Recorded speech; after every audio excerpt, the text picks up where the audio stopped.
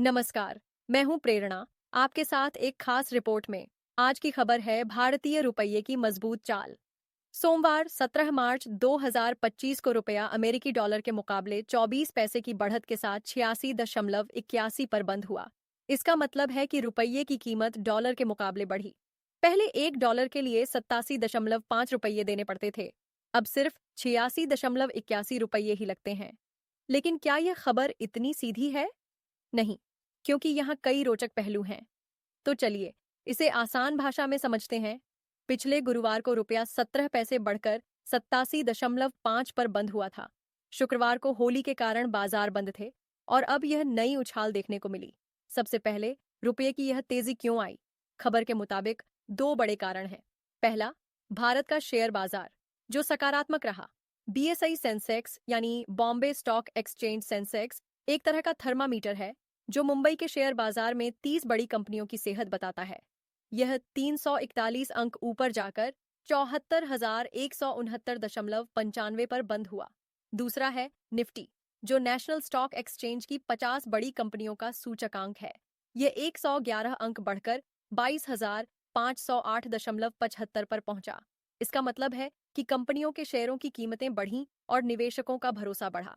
दूसरा बड़ा कारण है डॉलर की कमजोरी। डॉलर इंडेक्स एक नाप है जो अमेरिकी डॉलर की ताकत को 6 बड़ी मुद्राओं के खिलाफ मापता है।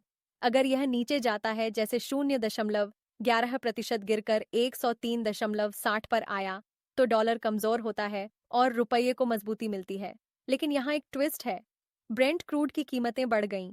यह 0.92% बढ़कर $71.23 प्रति बैरल पर पहुंचा। अब सवाल यह है कि यह हमारे लिए क्यों जरूरी है। दरअसल ब्रेंट क्रूड दुनिया में तेल की कीमतों का मानक है। भारत अपनी जरूरत का लगभग 85% पेट्रोल डीजल बाहर से खरीदता है। अगर रुपया मजबूत होता है तो आयात सस्ता पड़ता है, लेकिन ब्रेंट क्रूड महंगा होगा तो यह फायदा कम हो जाता है। आइए कुछ और आंकड़े देखें।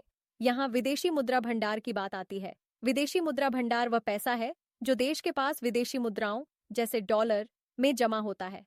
इसे भारतीय रिजर्व बैंक यानी आरबीआई संभालता है।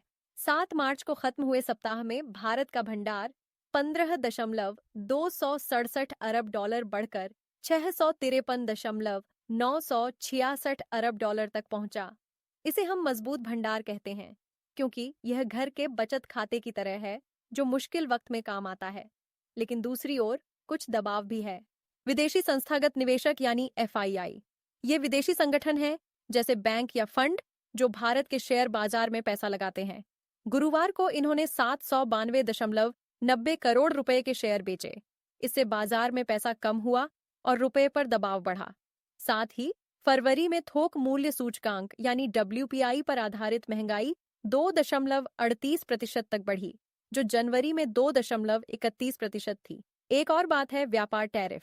व्यापार टैरिफ वह टैक्स है जो सरकार आयात या निर्यात की चीजों पर लगाती है।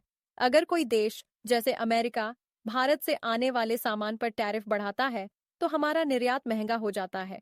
तो इसका हल क्या है? सरकार और आरबीआई को ब्रेंट क्रूड की कीमतों पर नजर रखनी चाहिए।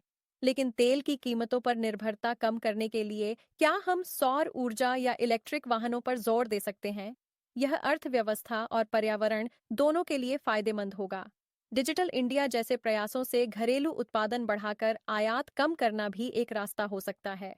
यह खबर सिर्फ अर्थशास्त्र की नहीं, बल्कि हमारी रोजमर्रा की जिंदगी से जुड़ी है। इस पर आपकी क्या राय है? हमें कमेंट में बताएं। देखते रहिए देश विदेश की हर ताजा खबर प्रेरणा के साथ। जय हिंद।